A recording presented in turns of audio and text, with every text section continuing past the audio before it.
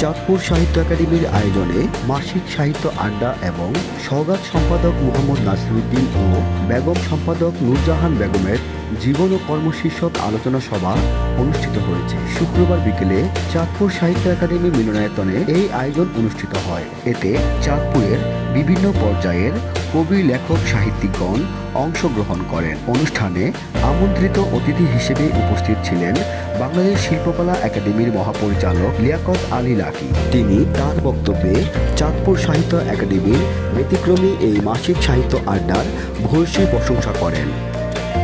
পাঁচ কাটানোর পরে যে দায়িত্ব কাঁধে ভর করে দাঁড়িয়ে কেন লিখবেন, একবার লেখেন আরেকবার কেন লিখবেন না, এটা পরের সঙ্গে প্রকাশ হবে। আপনাকে লিখতেই হবে। এই বাড়ির অর্ধেক তিনি নজরুলকে ছেড়ে দিয়েছেন, আর অর্ধেক তিনি যে পরিবার নিয়েছেন। নিচে ছাপাটা না, উপরে দুটো অংশ, একটা অংশে নজরুল, একটা অংশে নাসিরউদ্দিন সাহেবকে নিয়ে যখন বই পড়তে গেছি, জাতীয় অধ্যাপক ডক্টর আনিসুজ্জামান তার যে আন্তরিকতা এবং সান্নিধ্য পেয়েছে।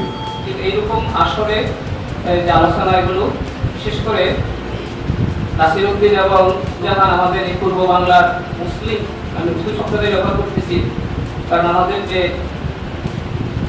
পরাধীনতার নানানভাবে দিচ্ছি যেভাবে আমাদের বাসযোগ্য পাচ্ছে, সেখানে সারা বিশ্বের শিল্পী, কবি, সাহিত্যিকেরা একটা কথা আমরা একমত করেছি, এম্পাওয়ারমেন্ট অফ আর্ট, লিটারেচার এবং কালচার ইজ ভেরি এসেনশিয়াল।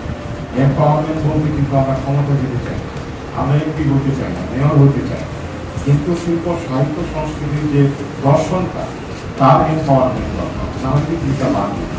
সুতরাং আমরা একটাই পরিবার, আমরা একসাথেই চলছি, যার যা বাংকারে বসে কাজ করছি, সেই ভালোবাসায় আমরা লিপ্ত আছি।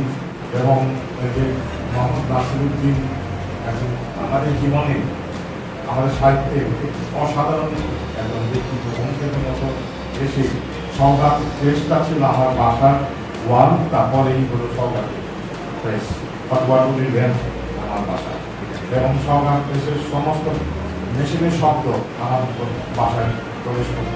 এই সওগাতটা কতটা অবদান রেখেছে আমাদের প্রগতিশীল সাহিত্য চর্চা।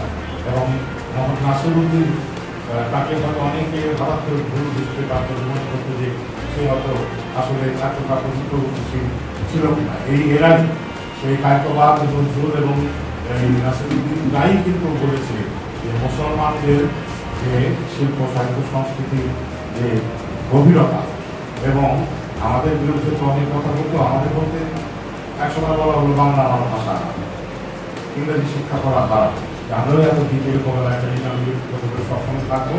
এবং আমি এই আপনাদের এই খবর এবং আপনাদের এই কার্যক্রম আমার মাথায় ঠিক কোনো দিন বুঝতে পারে, তাই উল্লেখ